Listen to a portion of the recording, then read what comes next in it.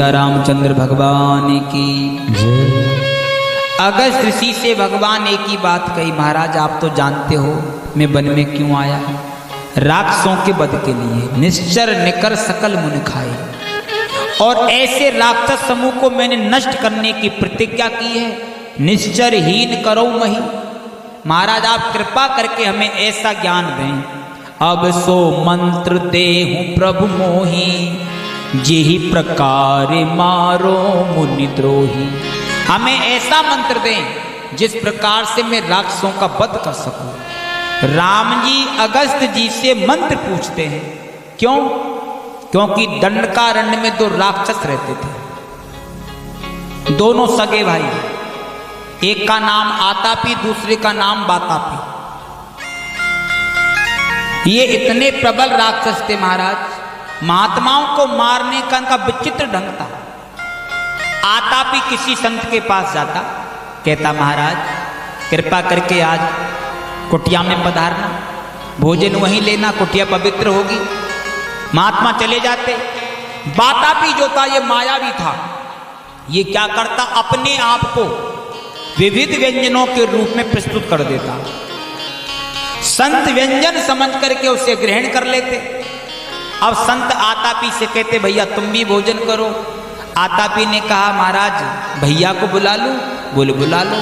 अब आतापी कहता भैया बातापी, तो बातापी संत के उदर के भीतर से बोलता, संत चौंकते, और ये बातापी संत का उदर चीर करके बाहर निकलता। ऐसे करके इन्होंने अनेकों संतों को नष्ट कर दिया। एक दिन सभी संत इकट्ठे होकर अगस्त जी के पास गए, महाराज इन दुष्टों ने बहुत संतों को नष्ट कर दिया। अगस्त जी ने कहा कल बुलाने आए तो हमारे पास भेज देना। अगले रोज आतापी आया, संतों ने कहा आज हमारे गुरुदेव को ले जाओ। आतापी बड़ा खुश हुआ, तो गुरुजी मिलेंगे। अगस्त जी से कहा महाराज कुटिया में पधारना, आज का भोजन आपका हमारी कुटिया में है, हमारी कुटिया पवित्र होगी। अगस्त जी ने काम आ जाएंगे। अगस्त जी चले गए। बातापी का वही ढंग, अपने आप को विभिन्न व्यंजनों के रूप में प्रस्तुत कर दिया। अगस्त ऋषि पान कर गए। अगस्त जी ने आतापी से कहा आतापी तुम भी भोजन करो। आतापी ने कहा भैया को बुला लूं? बोल खूब बुलाओ। अब आतापी ने कहा भैया बातापी, भैया बातापी, भैया बातापी। बातापी का कोई पता नहीं चला। अगस्त ऋषि ने कहा आतापी ये अगस्त का पेट है, इसमें समुद्र समा गया तो बातापी का कहां पता चलेगा।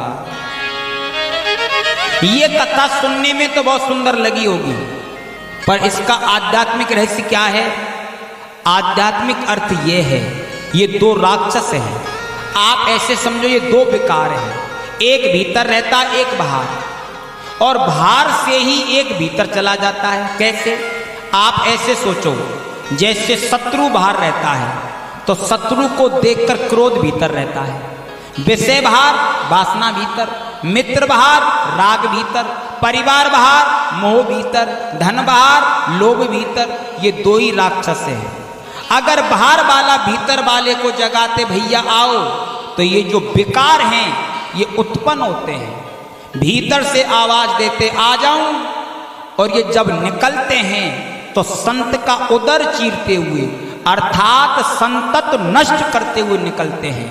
वासना संतत्व नष्ट करते हुए प्रकट होती है, विषय से मिल जाती है। क्रोध संतत्व नष्ट करते हुए प्रकट होता है, शत्रु के पास पहुंचता है।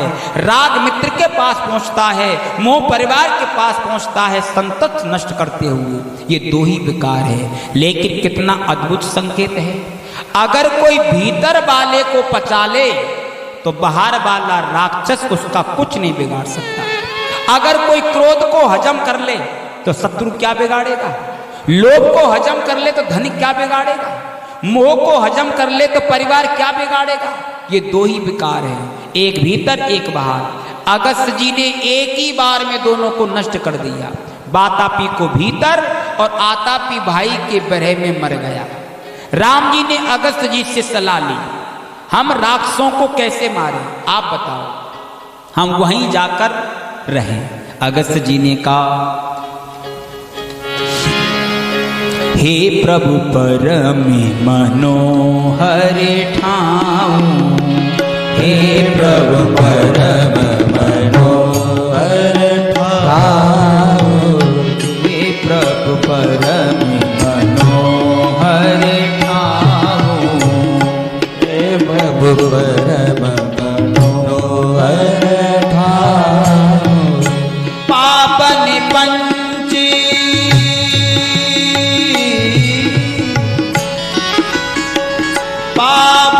पंच बटीते ही नाऊ, पावन पंच बटीते नाऊ, पावन पंच बटीते नाऊ, पावन पंच बटी पंच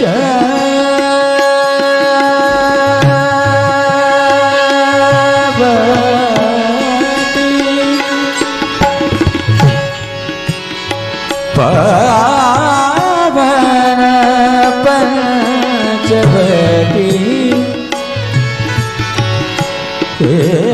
पावन पंचवटी ते नाम, हे प्रभु परम मनोहर,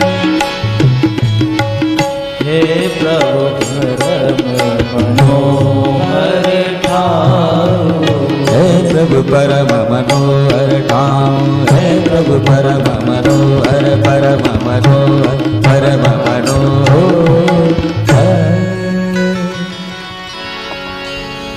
प्रभु आप पंचवटी में जाकर के रहिए, परम सुंदर स्थान है। पंचवटी में रहकर ही आप राक्षसों को मार पाओगे। और कितना बढ़िया संकेत है, पंचवटी में रहे बिना कोई भी राक्षसों को नहीं मार सकता। और देखा जाए तो हम भी पंचवटी में रह रहे हैं। कहते हैं 5 वट हो तो पंचवटी, और हम जिस शरीर में रह रहे हैं ये भी 5 तत्वों से बना है। कितनी बढ़िया कुटिया है। इसका मतलब मनुष्य शरीर में रहे बिना कोई भी इन विकारों पर विजय प्राप्त नहीं कर सकता। पंचवटी में रहकर ही विजय